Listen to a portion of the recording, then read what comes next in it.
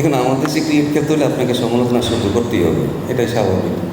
বাইরের দেশের একটা ক্রিকেটার যখন ক্রিকেট খেলে, অস্ট্রেলিয়া বলেন মানে ইংল্যান্ড বলেন, তারা জিনিসটাকে অনেক এনজয় করে, ফান করে, এবং তারা যদি ব্যর্থ হয় তাদের জন্য কিন্তু অনেক অপশন থাকে। তারা অন্য একটা জব করতে পারবে, তারা যে কোনো জবই করতে পারবে। আর যদি জব না করে গভর্নমেন্ট কিন্তু তাকে ওই বেকার ভাতা দেবে।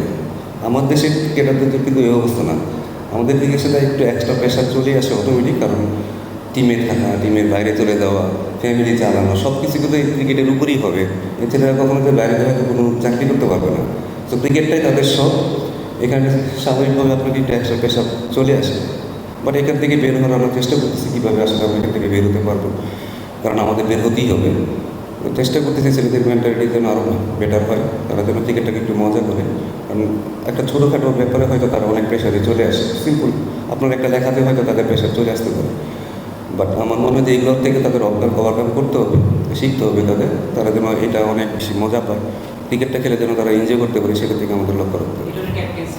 ক্যাপ্টেন্সি আমি বলবো যে লিটনকে আমি সামনাসামনি যখন দেখি বা যখন ক্রিকেট নিয়ে কথা বলে, সে অনেক ডিপ চিন্তা করে। এজ এ ক্যাপ্টেনের আসলে অনেক ডিপ চিন্তা করাটা অনেক বেশি জরুরি। মাঝে মাঝে হয়তো একটু ওভার থিঙ্কিং করে, কারণ ভালো খেলতে চাই। যখন আপনি ওভার থিঙ্কিং করবেন তখন আপনি আসলে খেলাটা খুব বেশি এনজয় করবেন। এই কারণে হয়তো তার পারফরমেন্সটা মাঝে মাঝে খারাপ হয়। তো আমার মনে হয় এখান থেকে হচ্ছে বের হওয়ার চেষ্টা করতেছে। আমার মনে হয় ভবিষ্যতে সে আরও ভালো ভালো ক্যাপ্টেন্সি করবে।